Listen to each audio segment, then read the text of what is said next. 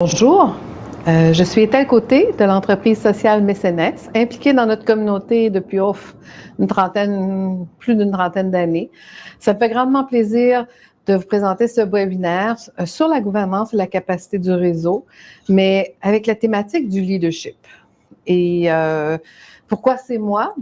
J'ai proposé la thématique, ça a été retenu, mais plus que ça, depuis mon tendre, depuis l'âge de 18-19 ans, quand je me suis impliquée dans différentes organisations et que je me suis investie soit comme bénévole, appui, soutien, éventuellement sur des conseils d'administration, j'ai bien regardé qu'il y avait plus d'une approche et plus d'une définition du leadership, et plus d'une façon d'assumer son leadership au sein de nos organisations. Donc, c'est sûr que j'ai appris un peu, comme vous et moi, sur le terrain, mais en même temps, je me suis rendu compte qu'il y en avait des bonnes pratiques de leadership, puis qu'il y avait une façon de peut-être développer le leadership pour que ça soit sain pour toutes les personnes impliquées dans notre organisation, mais aussi pour nos organisations qui font tellement de bonnes choses dans notre communauté. Donc, Mécénès, c'est une entreprise sociale francophone en Ontario. On fait de la formation, de l'accompagnement et de l'appui technique, donc selon les besoins des différentes organisations. Et on travaille un peu partout en province et en francophonie. Et la logique du leadership, je l'aborde aussi sur la notion de pouvoir. On n'ira pas vraiment dans le détail à ce niveau-là, mais ça serait intéressant. Ceci dit, c'est un webinaire, on utilise la plateforme Internet. Vous avez devant vous votre écran, vous me voyez, vous voyez la présentation, j'espère que tout est clair. Si jamais vous avez des problèmes techniques avec le son ou l'image, contactez ma collègue Mélanie ici, elle fera un plaisir de voir avec vous ce qui ne va pas. Mais vous avez aussi une boîte de conversation pour vous présenter, pour dire où vous êtes en Ontario, français ou en francophonie, parce que je sais qu'il y avait des gens peut-être de d'autres pays qui voulaient se joindre à nous. Et votre rôle, dans quelle organisation vous êtes impliqué et votre rôle. Et tout au long du webinaire, si vous avez des questions, et j'aurai aussi des petits tests, je vais vous proposer des questions et si vous avez des pistes de réponse, n'hésitez pas à l'écrire dans la boîte de conversation et Mélanie et moi, à ce moment-là, on pourra passer au travers et vraiment s'assurer soit qu'on répond ou soit que l'on répond collectivement aux différentes questions qui vont être soulevées. Donc, concernant ce webinaire-ci, je le mentionnais, il y a vraiment différentes définitions du leadership. Si vous allez dans une librairie ou même dans une bibliothèque, si vous empruntez un livre ou une librairie pour acheter, vous allez avoir vraiment un défi pour trouver un livre sur le leadership. Il y en a des centaines. Et si on cherche dans différentes langues, il y en a des milliers. Et on dirait que chaque personne, quand il découvre son style de leadership et que ça fonctionne bien, il a besoin de raconter son histoire.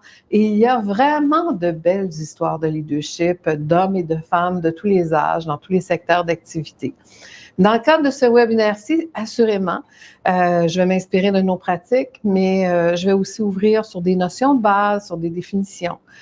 Mais ce qu'on se rend compte de plus en plus, et pas juste chez nous, en francophonie, mais à travers le monde, il y a une nouvelle façon que les gens explorent la façon de s'engager dans une organisation, soit comme personne salariée ou soit comme bénévole. On cherche la collaboration, on veut aller chercher ou mobiliser l'intelligence collective, on veut être capable de planifier ou d'avoir des ressources si jamais on a des conflits ou des crises, comment les gérer, comment aussi provoquer le changement quand c'est nécessaire. Et encore là, pour toujours transformer nos organisations. Donc, dans cet atelier-ci, ce que j'espère, c'est que vous allez avoir l'occasion de découvrir les divers styles de leadership, mais aussi développer et vivre pleinement votre leadership, tout en motivant aussi les membres de votre organisation. J'ai une expertise, j'ai une connaissance, je fais de la formation, j'en ai fait beaucoup de lectures, de la recherche, j'ai documenté des pratiques en gouvernance, j'anime des planifs stratégiques. Donc, j'entends toutes sortes de choses, mais vous avez aussi une superbe expérience à partager. Et à tout moment, encore là, si votre contribution peut être un complément, et j'en suis certaine, n'hésitez surtout pas. Donc, j'ai la formation comme telle, en ligne, j'ai développé le contenu en 2 modules. Le premier, c'est vraiment l'introduction au style de leadership et aux qualités de leader. Puis le deuxième, c'est comment développer son leadership et motiver nos membres à assumer leur leadership.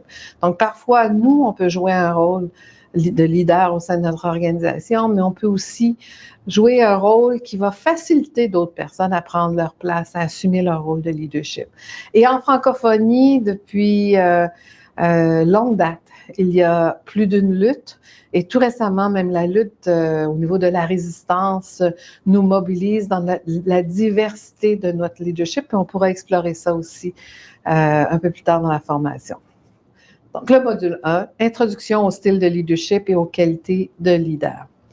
Si je vous demandais, à quoi reconnaît-on un leader? Pas n'importe quel, un bon et une bonne leader. Je vous ai mis juste quelques photos, mais fermez-vous les yeux et pensez à une personne qui vous impressionne, qui vous inspire, qui pour vous est un leader, soit dans votre vie personnelle ou dans votre communauté. Essayez de penser vraiment quelles sont les qualités de ces personnes-là. Qu'est-ce qui fait que vous êtes prêt à leur donner l'étiquette de leader? Qu'est-ce qui fait que dans leurs actions, dans leurs attitudes, dans leur comportement, on leur reconnaît ce sens-là du leadership pour le bien commun, pour la communauté? Puis Mélanie, tu me fais toujours signe, hein, si jamais les gens amènent des compléments. Donc, pensez à quelqu'un. Et si vous pensez à une force, une qualité, une compétence, un trait de personnalité particulier de ces personnes leaders, que ce soit ceux et celles que j'ai mis dans ma diapositive et plein d'autres dans notre communauté ou ailleurs, n'hésitez pas à écrire qualité, force, tout ça dans la boîte de conversation. Mais moi, toutes ces personnes-là que j'ai pris le temps de trouver les visages, je trouve qu'ils ont des compétences, des attitudes, des habitudes, et ils ont surtout marqué leur vie, mais la vie de plusieurs personnes autour d'eux, associées à une cause. Mais on va explorer ça davantage. Oui, une question? Je peux avoir des réponses, en fait. Ah, superbe! Il y en a qui disent que des traits de leader, c'est le respect de soi et des autres, l'écoute. Respect de soi et des autres, l'écoute. Et le charisme. Et le charisme. Tout à fait. Et si jamais vous pensez aussi à d'autres notions, des qualités, sinon je vais vous poser aussi d'autres questions. Mais l'autre question que je vais vous poser, parce que c'est une question à $1 million dans le fond. Est-ce qu'on est leader ou on peut le devenir? Qu'en pensez-vous? Si on n'a jamais été leader, nulle part dans la société, même pas dans notre vie, est-ce qu'on peut le devenir? Ou, à quelque part, dès qu'on est, on est un leader parce que dans ma famille, dans ma classe sociale et tout ça, je me retrouve dans un contexte où est-ce que tout le monde était leader dans notre famille. Est-ce qu'on est ou on le devient? Il y a une personne qui indique qu'on peut le devenir, qui dit que les 2 cas sont possibles. Donc, les 2 cas seraient possibles, puis une personne mentionne qu'on peut le devenir. N'est-on leader ou le devient-on? À quelque part, je pense que oui, les 2 sont possibles. C'est sûr que si on est dans un contexte où est-ce qu'on est inspiré, puis qu'on a plein de références de gens qui assument différents rôles de leadership dans la société, c'est sûr qu'on risque de reproduire, parce qu'on est beaucoup l'humain dans la logique de modéliser. On regarde un modèle, puis on a le goût de faire pareil parce que ça nous inspire. Donc oui, sans doute que très jeune, on peut développer des capacités et jouer un rôle de leader, mais on peut le devenir parce que chacun et chacune d'entre nous, on a des capacités qu'on peut développer. On détient aussi des aptitudes de base. Puis ces aptitudes de base-là, on peut les perfectionner, soit par de la formation, du coaching, du mentorat, ou même en regardant des gens autour de nous qui assument différentes fonctions de leadership. On peut être aussi un leader très efficace sans nécessairement porter le titre. Ça ne veut pas dire qu'à cause que je n'ai pas le titre de la direction générale ou de la présidence, je ne peux pas jouer un rôle de leadership dans mon organisation. Donc, il y a différents types de leadership, mais oui, on peut le devenir. Si on se forme, si on s'informe, si on l'exerce, notre leadership, si on apprend à le découvrir. Ce n'est pas une question de 5 minutes ou 10 minutes ou même d'une journée, de 3 mois. C'est quelque chose qu'on peut développer toute notre vie. Donc, pensez à un leader. Je vous en ai proposé quelques images tout à l'heure, mais pensez vraiment à une personne qui vous impressionne dans votre société, dans la communauté, dans votre quartier, dans votre organisation ou dans l'histoire de votre organisation, et identifier la grande force et la grande qualité. On a déjà dit respect. On a déjà dit, Mélanie, tu te rappelles les autres? Il y avait respect, charisme et écoute. Donc, si quelqu'un a du charisme, du respect et de l'écoute, il est un bon leader. Qu'est-ce qui manque? Est-ce qu'on pense à autre chose? Catalyseur. Communicateur. Ça s'en vient. Donc, moi, je vais vous présenter certains éléments, mais on en a déjà 5 très bons. Donc, d'abord, une citation. Le 6e président des États-Unis, John Quincy, puis en passant, si jamais vous cherchez citation sur le leadership, ce qui est triste, c'est qu'il y a peut-être 1000 citations par des hommes. Toutefois, le leadership au féminin est en train de prendre une effervescence à travers le monde. Donc, j'imagine qu'on aura une diversité de citations, mais là, John Quincy Adams, 6e président des États-Unis, disait « Si vos actions inspirent les autres à rêver encore plus, à apprendre et à agir davantage, et à devenir quelqu'un de meilleur ou quelqu'une de meilleure, vous êtes un leader. » Donc, un bon ou une bonne leader, c'est une femme ou un homme. Il n'y a pas une question d'âge. On peut être leader à 18 ans comme on pourrait être leader à 75 ans. Mais c'est des gens habituellement qui ont une vision et qui vont être aussi impliqués dans l'action. Le charisme a déjà été mentionné et je rajouterais l'écoute aussi. Je crois qu'une personne l'avait mentionné, mais l'écoute active, hein, pas juste dire je t'entends mais je te comprends pas là. Donc l'écoute et on entend, on écoute, on comprend, on reçoit. Donc l'écoute active, c'est souvent une personne qui est énergique, disponible. Si à quelque part on veut jouer un rôle de leader dans notre organisation, dans notre communauté, mais il faut se rendre disponible pour le jouer pleinement. C'est souvent une personne qui va être inspirante et motivante. Habituellement, tous les leaders ont des connaissances. Connaissances ne veut pas seulement dire maîtrise, baccalauréat ou doctorat, ça veut dire des connaissances dans le secteur d'activité, dans la communauté, dans le projet que l'on porte collectivement. Mais en plus d'avoir une connaissance ou des connaissances, les leaders, si on retourne à mon image avec tous les visages, c'est vraiment des gens qui sont crédibles dans leur réseau et dans la communauté. De plus en plus, on nomme les prochains éléments. Toutefois, à mon avis, si on regarde même des leaders d'il y a 200 ans, 300 ans, ça demeurait des personnes qui avaient le goût d'innover. Tu sais, comme si à quelque part on a un problème et qu'on fait toujours la même chose en espérant un nouveau résultat, ça fonctionne pas. Donc, à un moment donné, il y a des gens qui disent « OK, on va faire autrement.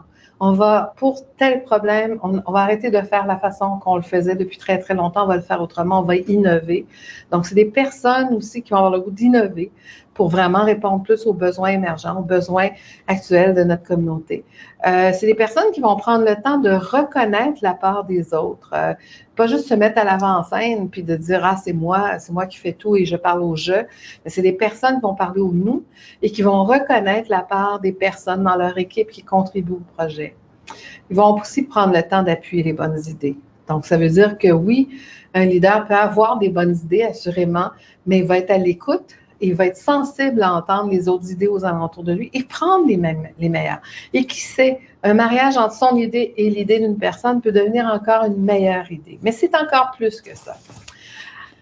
Si on regarde les différents leaders, il y en a qui ont fait des gaffes dans leur trajectoire, mais si on regarde ce qu'ils ont fait le lendemain d'une erreur de parcours, ils ont appris. Ils ont admis leur erreur, mais ils ont appris de ces erreurs-là. Les erreurs, dans le fond, sont devenues de grandes leçons apprises et ça s'est transféré dans leur action, dans leur façon de travailler et de mobiliser les gens autour de soi. Les leaders rassemblent et impliquent les gens, engagent les gens dans l'action. C'est quelqu'un qui va être capable de prendre des décisions parce que des fois, on a besoin de cette pulsion-là pour être capable de se rassembler. Ah, tiens, cette personne-là, c'est où elle va, et c'est comment on va y aller, puis elle nous propose des décisions, puis on dit oui, ça a de l'allure, puis on a le goût de marcher avec cette personne-là. C'est une personne qui va croire beaucoup dans la force du collectif, dans le travail d'équipe, dans la communication ouverte et efficace. Vous savez, quelqu'un qui va vous parler beaucoup, puis à la fin du message, comme s'il vous parle 3 heures de temps, vous ne retenez rien, ça va être difficile de la suivre, cette personne-là, parce qu'on ne sait pas ce qu'elle dit, puis on ne sait pas ce qu'elle veut, puis on ne sait pas c'est quoi ses attentes, puis on ne sait pas c'est quoi le projet qu'elle porte. Mais si elle parle juste, si elle parle vrai, si elle est presque avare de ses mots, mais que les mots qu'elle nous dit, vraiment, c'est des mots qui nous rassemblent, des mots qui viennent nous chercher, qui nous touchent, c'est une façon de parler d'une communication qui est ouverte et qui est aussi très efficace. C'est une personne qui va sans doute subir plein de choses dans son environnement selon la situation qu'elle se retrouve. Si on parle de Martin Luther King ou Nelson Mandela ou même Carole Jolet et toute son équipe avec toute la francophonie avec la résistance ou Amanda avec la politique. Il faut savoir gérer son stress quand on se retrouve dans des situations où est-ce qu'il y a crise, où il y a situation problématique. Et de suggérer des actions de reconnaissance, pas pour soi, mais pour vraiment toutes les personnes qui vont contribuer. J'en ai rajouté une, et c'est avec la photo, la dame qui a la langue pas fourchue, mais qu'elle s'est vraiment fait 7 nœuds dans sa langue, s'est tourné sa langue 7 fois avant de parler. Parfois, on parle beaucoup plus vite qu'on réfléchit, et un leader va prendre le temps avant même de s'exprimer, de peut-être vraiment sentir ce qu'il se passe et exprimer à voix haute ce que plusieurs vont penser, mais de prendre le temps de bien réfléchir. Donc, repensons nos leaders. Ici maintenant, au-delà des traits ou des compétences, je vous demandais les qualités. On retrouve dans plusieurs des leaders chez nous et ailleurs, c'est des gens qui ont le goût de créer. C'est des gens qui ont beaucoup de créativité. C'est des gens qui vont être déterminés. Déterminé, c'est peut-être une façon très polie de dire têtu. Si on y croit vraiment, on va se rendre aussi loin qu'on va pouvoir se rendre et avec d'autres. Mais il faut être déterminé pour ça parce que et résilient, si dès la première épreuve, on recule de 3 pas au lieu de continuer, au moins rester sur place et continuer à avancer, ça demande de la détermination. Persévérance aussi. On se rend compte que c'est vraiment une qualité que plusieurs leaders ont. L'audace, avoir le goût d'oser. C'est pas toujours évident et surtout dans une dynamique où est-ce que souvent on est peut-être à risque de prendre certaines actions et on se dit non, on s'est pas entendu, c'est notre plan de match, on passe à l'action. Il faut avoir l'audace, le goût du risque, le risque calculé, mais il faut oser. Et plusieurs leaders ont cette qualité d'audace, de courage. Si je retournais encore là mes photos d'une vingtaine de leaders que je vous ai mis, même si on parle de la jeune politicienne Amanda du gouvernement provincial, ça demandait du courage de faire les actions qu'elle a posées en si peu de temps. Et parce qu'elle vit avec les conséquences, mais en même temps, elle vit aussi avec la grande réussite d'avoir posé les questions. En plus, vous avez mentionné le respect. C'est vrai qu'un bon leader évoque le respect. Quelqu'un qui ne va pas respecter les autres aura de la difficulté à se faire respecter soi-même. Mais habituellement, un leader va créer une zone de confiance où est-ce que chaque personne va pouvoir prendre sa place, va pouvoir cheminer. Et on s'associe souvent à un leader ou une leader parce qu'on sent que aussi dure sera la lutte, aussi difficile sera la trajectoire, on vise le succès, on veut réussir à atteindre quelque chose ensemble et le leader nous a partagé cette motivation-là et on y croit et on va le suivre. Je ne dis pas qu'on est tous des petits pingouins, mais le petit leader à l'avant a un pas bien décidé et les autres le suivent la tête haute et on est bien fiers d'être dans cette équipe gagnante pour aller de l'avant. Donc, le leadership et le pouvoir, pourtant.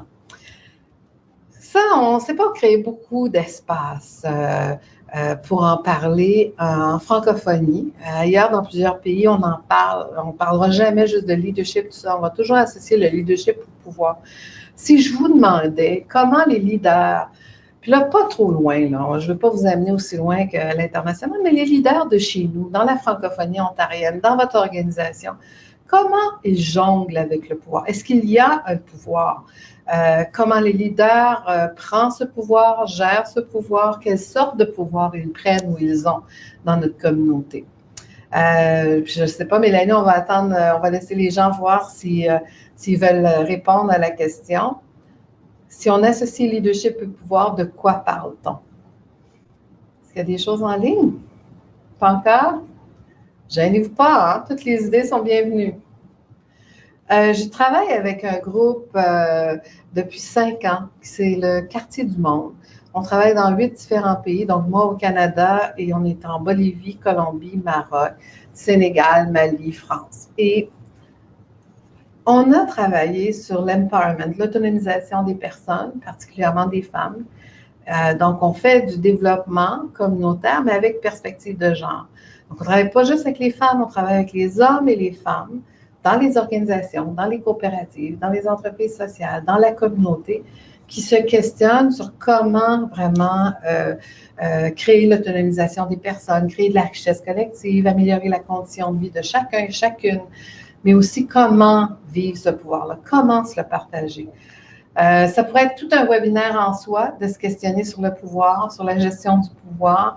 Mais on s'est rendu compte, puis je vais juste partager cette diapositive-là, le leadership et le pouvoir, le ou la leader est toujours en train de réaliser quelque chose, de développer des relations de pouvoir. Et il et elle est toujours placée depuis le pouvoir et avec le pouvoir. Donc, le pouvoir, il n'est pas juste je l'ai entre les mains, je subis le pouvoir des autres, je me place en fonction d'un pouvoir d'un autre. Si on pense entre autres avec le gouvernement provincial en Ontario présentement, il y a la communauté francophone qui se donne un pouvoir collectif d'une voix avec une variété d'actions pour avoir des messages forts.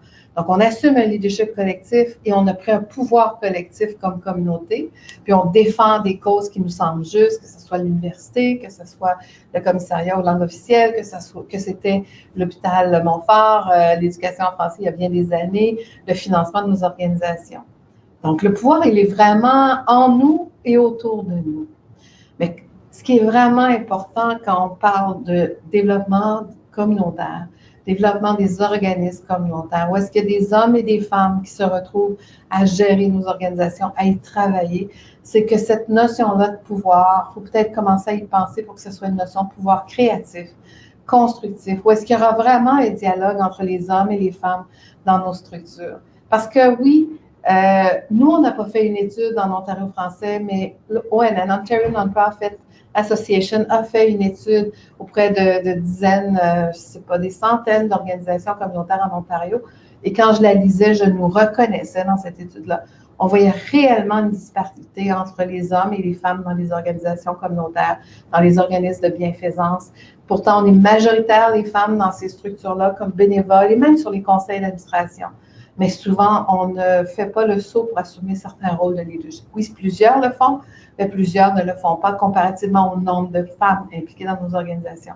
Et on se rend compte que parfois, c'est une question de comment on vit le leadership, comment on assume ce pouvoir-là et comment on a le goût de réinventer nos espaces de concertation communautaire. Qui sait, ça sera un autre webinaire si on a le goût d'approfondir ça davantage, mais un jour, je pense qu'il va falloir l'aborder. Ça l'affecte plein de choses. Ça l'affecte l'égalité ou l'équité salariale, ça l'affecte les bénéfices que l'on donne aux bénévoles et aux employés dans nos structures et plein d'autres choses. Donc, le leadership et le pouvoir, c'est interrelié et espérons continuer de le faire grandir en pouvoir créatif. Les styles de leadership. Ben, c'est la même chose que le nombre de livres qui parlent de leadership. Juste les livres qui s'appellent Style de leadership ou site web qui parle de style de leadership ou infographie qui présente différents styles de leadership. Encore là, il y a différentes écoles de pensée. Parfois, on parle de 4 styles de leadership. Persuasif, directif, participatif, délégatif, puis délégatif ou délégatoire. En tout cas, j'ai l'impression qu'ils parlent de la même chose. On parle aussi d'un style humaniste, un style analytique, un style opérationnel, un style communicationnel, un style visionnaire. Il y en a même qui vont aller chercher 8 styles de leadership. Moi, je vais vous partager, c'est peut-être le premier ouvrage franco-ontarien qui documentait des styles de leadership. Je vous en présente une synthèse, mais quand vous allez avoir la copie de la présentation, en annexe à la présentation, vous allez avoir 3 diapositives qui présentent l'ensemble du texte. C'est la FESFO, la Fédération de la jeunesse franco-ontarienne qui développe le leadership jeunesse en Ontario. C'est poser la question, hey, quand je regarde tel monsieur qui est président de tel organisme, lui vit qui sort comme ça son leadership. Puis quand je regarde telle madame dans une autre organisation, dans un autre secteur d'activité, elle le vit d'une autre façon. Et ils se sont questionnés parce que si tu essaie de motiver les jeunes à prendre leur place, à parler en jeu, à découvrir leurs qualités et leurs compétences de leadership et à les développer, ils se sont dit, il faut peut-être d'abord comprendre les styles, puis là, choisir lequel nous ressemble le plus, puis continuer à développer nos compétences. Donc, eux autres en avaient identifié 3. Ils avaient identifié le style autocratique. Ça, c'est le leader qui prend l'initiative de tout prévoir sans consulter son équipe. Il va établir tous les règlements, les documents, il choisit les objectifs, puis oui, il les présente aux membres de l'organisation, au groupe, aux employés. Il les présente, il ne demande pas l'opinion. Souvent, il se voit au-dessus du groupe. Là, j'ai mis 3 petits points parce que ça continue. Il y a vraiment 3 pages d'énoncés pour définir le leadership, le leader autocratique. Ils ont aussi documenté le leader démocratique parce qu'ils regardaient dans les associations puis ils reconnaissaient qu'il y en avait qui étaient beaucoup plus démocratiques dans leur approche. Donc, eux autres, ils disaient, c'est des leaders qui prévoient certaines choses tout en demeurant ouverts aux suggestions. Donc, ils se mettent vraiment dans un mode d'écoute. Ils vont proposer des choses. Ils n'attendent pas que le vent nous pousse dans le dos vers une certaine direction. Ils vont proposer des choses. Les gens vont peut-être adhérer à ces éléments-là qu'ils vont proposer ou ils vont proposer des suggestions. Ils vont vraiment encourager la discussion. Puis ils vont vraiment accompagner le groupe pour que le groupe prenne la décision. Ce n'est pas sa décision qu'il impose, mais il va vraiment travailler en collectif pour qu'il y ait une décision de groupe. Donc, c'est le groupe qui décide. Il va avoir toutes sortes de techniques et de méthodes pour favoriser cette participation démocratique. Et là, ça continue l'impact de ce leadership-là dans le document de la FESFO. Et il y aurait le leadership laisser-faire. C'est genre le gars qui prend le titre ou la fille qui prend le titre, mais qui ne fait pas grand-chose. C'est la personne qui prévoit à peu près rien. Elle n'intervient pas quand on a des réunions. Elle ne travaille pas sur les textes, le règlement, les politiques, ne suggère pas grand-chose. Donc, le groupe, dans le fond, l'organisation, le comité, il est vraiment forcé à s'organiser par lui-même. Puis, ce qui peut arriver, c'est que même si on est dans une démarche collective, ça se peut qu'il y ait 3 personnes qui aiment bien travailler ensemble, puis qu'un autre 4 personnes aiment bien travailler ensemble. Donc, ce qu'on voit dans le leadership laisser-faire, c'est qu'il peut y avoir la création de clics dans notre petit collectif. Puis, création de clics, c'est peut-être l'émergence d'un conflit, parce qu'après ça, il faut gérer la discussion entre les clics, puis un pouvoir qui va être partagé. Si je vous demandais dans ces 3 formes de leader-là, lequel êtes-vous? Et est-ce qu'on peut être un et l'autre de temps en temps dans notre vie associative? Encore là, vous pouvez vous servir de la boîte de chat. Pendant que vous écrivez, moi, je vais vous dire, souvent, on va être un peu de tout ça. On va laisser faire quand on veut vraiment que le groupe prenne un certain leadership. Mais on ne peut pas être dans le laisser-faire tout le temps, parce que ça va être le chaos. Ça va être vraiment sans direction. Donc, c'est vraiment une tactique qu'on doit utiliser si on veut que les gens se réengagent dans le projet, si on y a un besoin de reprendre sa place. La démocratie, c'est toujours gagnant parce qu'on se questionne réellement pour donner la parole aux gens, avoir un processus où est-ce que s'il faut trancher, on aura un vote, et c'est un membre un vote, une personne un vote, on a le même pouvoir dans cette prise de décision-là. Puis l'autocratique, à quelque part, dans un contexte où est-ce que quelqu'un nous donne des ordres, si on regarde la crise avec le gouvernement provincial présentement, on peut innover et penser à toutes sortes de stratégies. Mais si demain matin, il fallait convaincre quelqu'un de prendre une décision, un ministre X, Y, Z, peut-être qu'il faudrait s'entendre entre nous, puis que si on ne peut pas s'entendre aussi vite, une personne pourrait donner certaines directives, une pulsion pour qu'on aille dans une certaine direction. Donc, on pourrait jouer les différents rôles. Moi, ce que j'aime bien, c'est dans Esprit de corps. Eux autres, ils reprennent 6 styles de leadership